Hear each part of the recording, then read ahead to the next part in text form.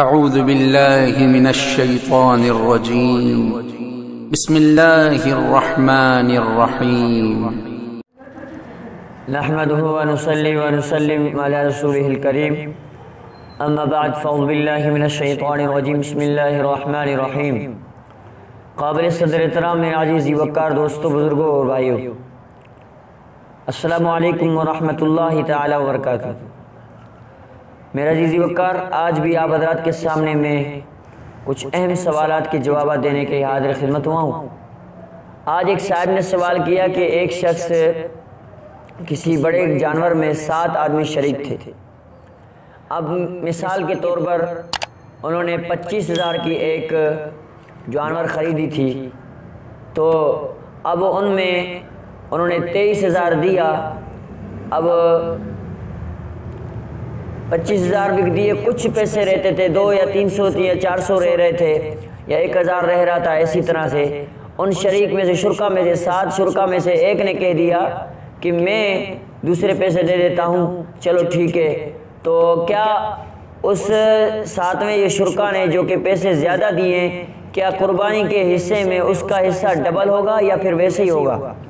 بھائی اس کا جواب یہ ہے، اگر شرکا میں سے پیسے کسی کے کم ہوتے ہیں اور ایک شریک وہ پیسے دے کر اس جو ہے نا گائے اور بھینس کے یا اونٹ کے پیسے مکمل کرتا ہے، تو اس کے پیسے دینے سے جو ہے نا گوشت کے حصے میں اس کا حصہ بڑھے گا نہیں، اس کو اتنا حصہ ملے گا، وہ زیادہ جتنے پیسے زیادہ دے اس کو حصہ اتنا ملے گا جتنا حصہ دوسروں کا ہوتا ہے۔ 7 حصے بنائے جائیں گے، 7 حصوں میں اس کا حصہ اتنا ہی ہوگا جتنا اوروں کا حصہ ہوتا ہے۔ اس نے کہ اس نے 200 زیادہ کر دیے، اس کو تھوڑا حصہ بڑھا کے دیں، اس نے 1000 روپے زیادہ کر کے دیا، اس کو تھوڑا سا حصہ بڑھا کر دیں۔ نہیں، یہ بالکل غلط ہے۔ جتنا حصہ اوروں کا بنتا ہے اتنا حصہ اس کا بنے گا، زیادتی اس پہ نہیں کی جائے گی۔ اگر کسی نے اس پہ زیادتی کی گئی پھر یہ ناجائز ہے، بالکل ناجائز ہے، اور یہ گناہ کبیرہ ہے، درست نہیں ہے۔ یعنی کہ 7 حصوں میں جتنا حصہ اوروں کو ملے گا اور اتنا حصہ اس کو ملے گا۔ اور ایک صاحب نے سوال کیا ہے، اور اہم سوال ہے کہ بھئی گزشتہ برسوں کی واجب قربانی کا کیا حکم ہے؟ ایک شخص ہے، کئی سال پہلے وہ صاحب نصاب تھا، کئی سال پہلے وہ صاحب نصاب تھا اور قربانی نہیں کرتا تھا۔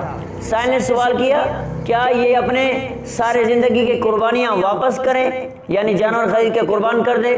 بھائی اس کا جواب ہے کہ اب تو قربانی دوبارہ کرنے کی ضرورت نہیں ہے، لیکن جتنے بھی اس کے قربانی پیچھے رہ چکے ہیں یا گزر چکے ہیں، ان قربانیوں کی مقدار کے مطابق وہ صدقہ کرے اسے، اور دوسرے نمبر پہ وہ استغفار کرے، توبہ کرے، اللہ سے معافی مانگے، اور آگے چل کے وہ اپنی قربانیوں کو برقرار رکھے۔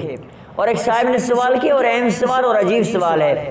ایک صاحب نے سوال کیا ہے کہ بھائی لوگ کہتے ہیں کہ قربانی کے مسائل میں تفصیل یہ ہے کہ انسان پر کتنی قربانی واجب ہے، کیونکہ میں نے سنا ہے بلکہ عمل کرتے دیکھا ہے کہ جب کوئی آدمی قربانی دیتا ہے تو پھر اس پر لگاتار 7 سال تک 7 قربانیاں واجب ہو جاتی ہیں، اور وہ 7 قربانیوں کے بعد بری الذمہ ہے کہ کیا یہ قربانی کرے نہ کرے۔ یہ کس حد تک درست ہے؟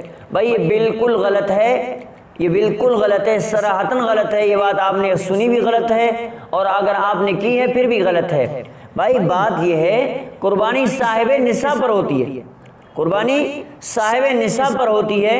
اگر کوئی صاحب نصاب ہے تو وہ قربانی اس پر واجب ہے، اگر صاحب نصاب نہیں تو قربانی اس پہ واجب نہیں ہے۔ اگر صاحب نصاب ہے قربانی واجب ہے، اس کے کرنے جیسے نہیں کہ 7 قربانی اس پر واجب ہو جائیں گی۔ یہ بالکل 7 قربانی والی بات آپ نے غلط سنی ہے، اگر آپ نے کی ہے تو بھی دوبارہ غلط کی ہے۔ بس صاحب نصاب شرط ہے، صاحب نصاب تو قربانی واجب، صاحب نصاب نہیں تو قربانی واجب نہیں ہے۔ اللہ کریم سے دعا ہے رب العالمین تمام مسائل کو اچھی طرح سے سمجھنے کی